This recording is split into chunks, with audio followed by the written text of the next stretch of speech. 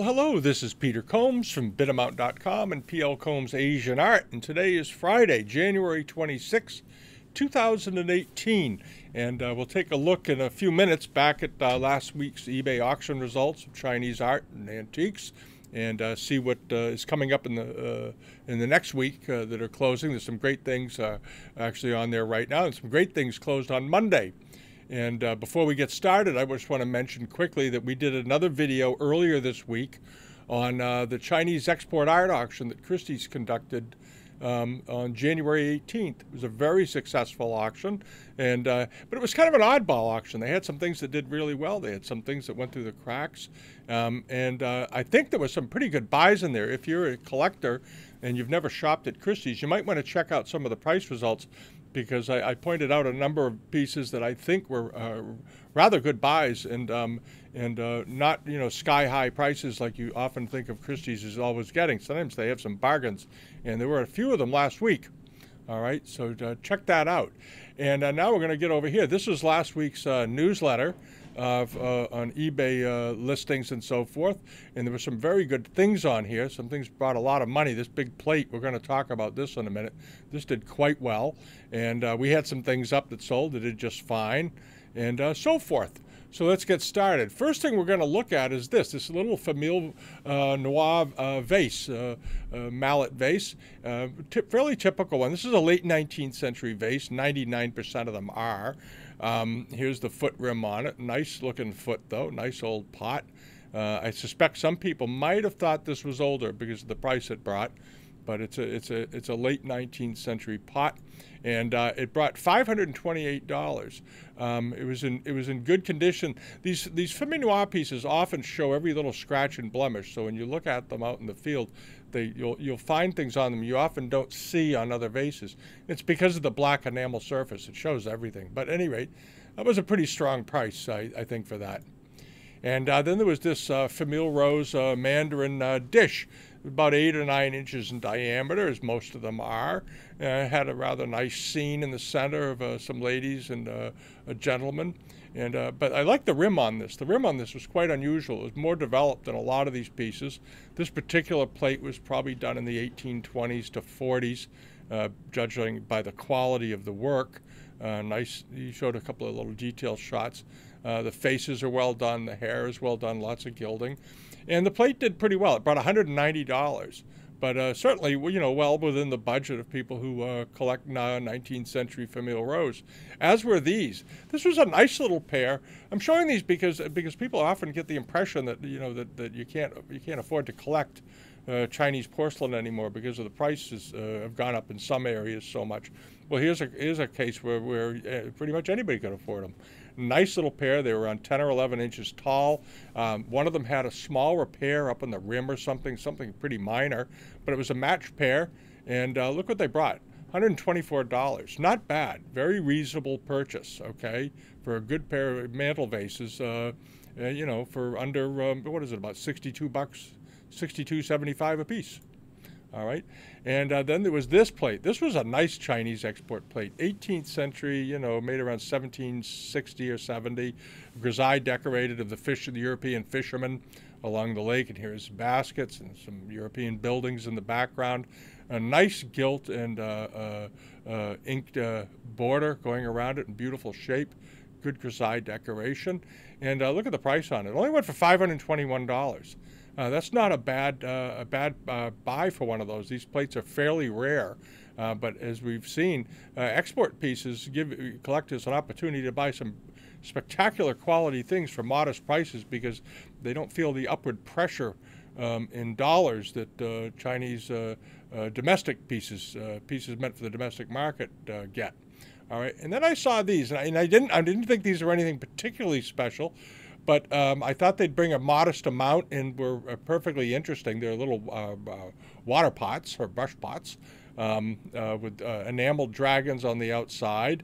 They have these apocryphal, you know, the rubber-stamped chin-lung marks on the bottom. They're obviously not chin-lung.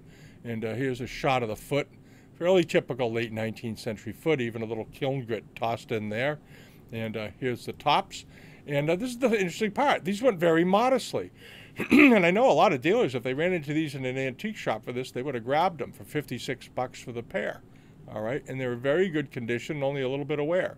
All right, so perfectly nice, and for buy something for $25 each. All right, and then there was this. This was a nice jar. And I was kind of surprised that I know who the seller is. We've had his things on here before. He usually takes very good pictures. And this piece was about 8 or 9 inches tall overall. And I was absolutely shocked by the pictures. I thought they were terrible, to be perfectly honest. Looks to be a Kangxi pot. And I don't know what he was shooting it with. Maybe he had a single light bulb working. I don't know. But at any rate, nice looking foot on it. Nice, thick, hard, sort of a Kangxi type of foot. If it's not Kangxi, it's early 18th century. And but very nicely done. And but the photography was just ghastly. And it's too bad. If you put things on eBay, take the time to take nice photographs. If you don't have the right light for it, get it before you post it. At any rate, the piece did fine. It brought $3,505. I think it might have done a little better if the pictures were a little better. But nonetheless, not a terrible result. Could have been a lot worse. I've seen great things go through here with bad photography for peanuts. So you got to be careful with that. All right, and then there was this Famille Vert frame tile. The frame was obviously added later. This tile was probably in a screen of some kind originally. You got screens, these porcelain inlaid screens get smashed up, and often they rescue the tiles out of them and put them in frames like this. This was sort of a nice one, well done with these precious objects. You have the very classic Chinese flower basket with fresh flowers just starting to come out, and the vase with the peacock feather and coral and all that. Sort of an interesting plaque. Here's the back of it. Here are the later mounts when they framed it. And it did pretty well. It brought $358, but a nice decoration and not a big outlay of capital to get it. A nice, authentic 19th century thing. And then there was this bowl. This was an interesting, all enameled with just 2 colors, red and blue. Sort of a rough glaze on this, slightly molded shape here and there, with these Shao characters and bats. Here's the bottom of it. It had a Daquan mark on it, but it's not a Daquan bowl. It's a much later bowl. I think it was late 19th century. And apparently so did the seller, because he didn't say it was mark and period. He just said it had a Daquan mark. There's the bottom of it. And it did okay. It still brought $420. If it had been a Daquan example, especially with this unusual palette, it probably would have brought around $1,200 to $1,500, I suspect. But I don't think it was a period bowl. I think it was late 19th. And this was another piece that was up last week, a rather pretty, fairly simple, but nice Chinese export small punch bowl. It was about 8 or 9 inches in diameter. Nice looking decoration on it, good color, nice inner light blue rim. Here's the interior of it. It's not worn to pieces. There's the foot rim. Pretty typical of these, but they use basic bodies, and then they apply the decoration. But the bodies of these often were quite well made. That's a nice looking foot. It's well glazed. And look at this. It only went for $250. Not bad. All right. So again, if you're out here on eBay looking around a budget, you can find some pretty nice things for without breaking the bank. All right, but then you had things like this. This was I thought was quite beautiful. It's a 19th century Yixing enameled sectional, sweetmeat tray. Here's some images of it separated, but nicely painted, very stylistically done, and it's got these little hook devices going around the edges of the rims. Had a minor loss of enamel right here in the center of the round center bowl, which the seller pointed out very quickly. But notice the painting style of these. They often painted them with these quick little dashes to create an overall effect, sort of zoop, zoop, zoop, the way they painted them. I thought I've seen that before. And here's the back, glazed in green enamel with the bare brown pot paste showing through. And but the price was quite good. It did very well. It went for $2,866. It came out from a dealer we keep an eye on over in the Netherlands. Nice looking set, good set. And then there was this. This was a nice guglet, Qinlong period, 18th century, around 1775 or so. You often see these out here. Just so there's I've seen a couple of them on eBay, and people list these as of this shape and form with that neck as sometimes they look more like Canton, and they list them as transitional wares. They're not transitional wares. They're 18th century, third quarter to 1900, 1910, somewhere around in there. But for some reason, people, I don't know, they like to think they're a lot older for obvious reasons. At any rate, this one did pretty well. It brought $1,128. It had very nice quality decoration. It's got this nice little honeycomb pattern up there on this little slightly garlic neck, and a good looking little pot, okay? And it did just fine. All right, now we're going to move over to here. This was something I thought was terrific, and it was a photo. Interestingly, this was put up by a local, there's a consignment shop here in Gloucester, and they take stuff out of houses and they sell it and they use it to help people in the area. It's a rather nice little, well-run place. They do a lot. But occasionally they get some great things. Last year, I remember they had got a pair of really nice cloisonne Middle Eastern form ewers from somebody in this area, and they had this up last week. It's a very nice photo album with silver bromide processed photographs, silver prints on them. Here it is. Very interesting album, and I hope some of you at least took the time to look at it. Some very good early photographs from China. All right, and worth having. It came out of the Emerson College Library at one point, apparently, which is in Boston. Okay, and it was a gift of Wei Sling Xiu, Chinese family. It brought $1,225, and these are silver gelatin prints. I think that was a nice thing. I think that's a nice thing, especially in the opening page of this temple with all the little bronzes. All right, keep your eye out for Chinese photography. It's becoming more and more popular. All right, and this was one of the big events from last week, obviously, was this Qinlong cobalt ground and yellow enamel plate. It's a well-known type. They made them in the Kangxi period. They made them in the Qinlong period. They turn up on the market off and on. This one was around 8 or 9 inches in diameter, but very attractively done. The seller was Ascot Court Antiques out in California, and they mentioned that the rim had a lot of fritting. This particular type of plate, even the Kangxi ones, often have fritted rims on them for some reason, and they had been professionally mended wherever the blisters were to clean it up a little bit, but it's fairly typical. Here's a picture of it in the hands of the seller, just to give you an idea of size. There's the rain mark, so forth. And this was a real one. There's that. Look at that wonderful creamy foot, slight orange complexion to it. Not, if you touch that, it would be as smooth as silk. It would be very, very smooth to the touch. And here's another shot of the back of it. And it did very well. It brought $21,980. There was some discussion of this over on one of the Facebook Collecting Chinese Art and Ceramics. They had a discussion about this because some folks were wondering if it was authentic or not, because it is a fairly rare type. And at the time the discussion began, it was only up to maybe, I don't know, $1,000 or something. So, well, I think people thought it was okay. All right, and this was another pot that they had up last week as well. They had said it was 18th or 19th century. They couldn't be absolutely sure. Here's the bottom of it, very attractive. Nice looking foot on it. Here's a side shot of the foot, pretty typical of these. This very good sort of magenta color worked in there between the black lines. And it did pretty well. It brought $6,877. But a fairly handsome pot, if I do say so. And it was pretty good size. How big was it? It was, I forget how tall it was. Let me see. I'm going to tell you so you know. The size does matter. Okay. It was 33 centimeters, so it was a foot tall. Okay, it was a 1 foot tall pot. There it is. Nice jar. And then there was this very pretty, again, Qinlong famille rose dish with a vase and some precious objects and flowers in the middle. And this rather nice compartmentalized outer border separated by these ruyi heads sort of on set to columns, dividing the outer border up. And I thought this was a pretty nice looking dish. And it did fine. It did pretty well. It brought $305, but not at all outrageous for decoration of that quality. That was a nice looking thing. All right, and those are sort of the highlights of last week.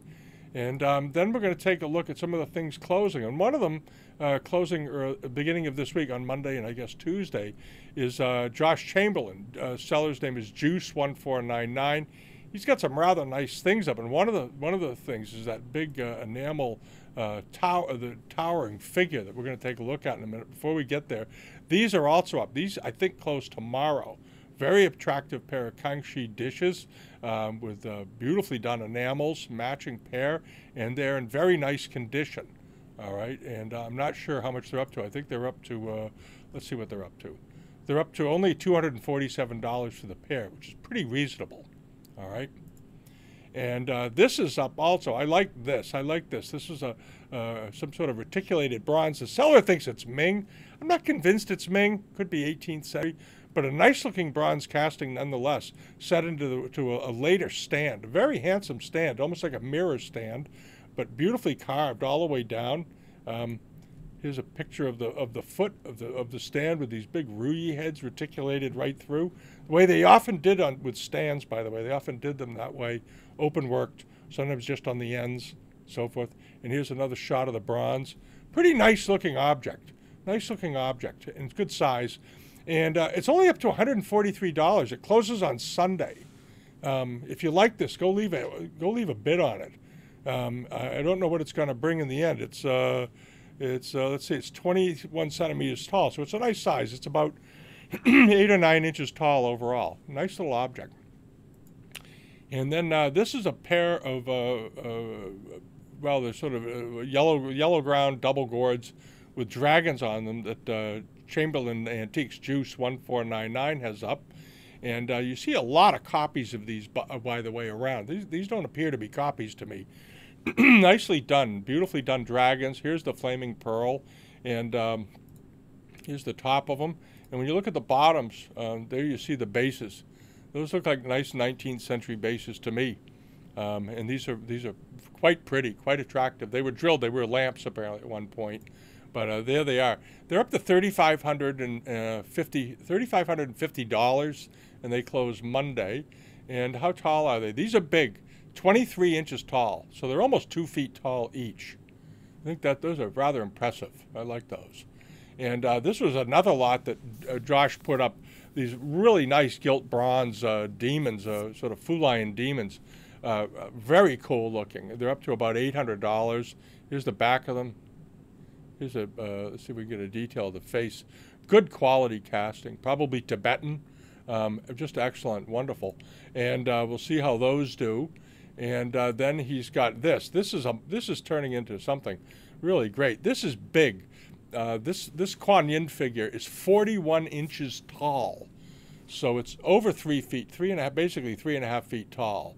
All right, and look at the quality of this. This is really a lovely thing. And it comes off the stand, the hands. No, look at this. See, let me see this. It's a quality thing. Notice the hands are detachable. They slide out of here. Sometimes you see these figures without the hands. That's why, because they're removable, and they often get damaged or broken. But the quality of the decoration, the enameling, and all this is just outstanding. There's the mark on the bottom. Go look that mark up. And here it is. There's the stand. This is a lovely thing. There's a picture of, there's Josh. Hey, Josh. Josh standing next to this figure to give you an idea how big this thing is. It's a great thing.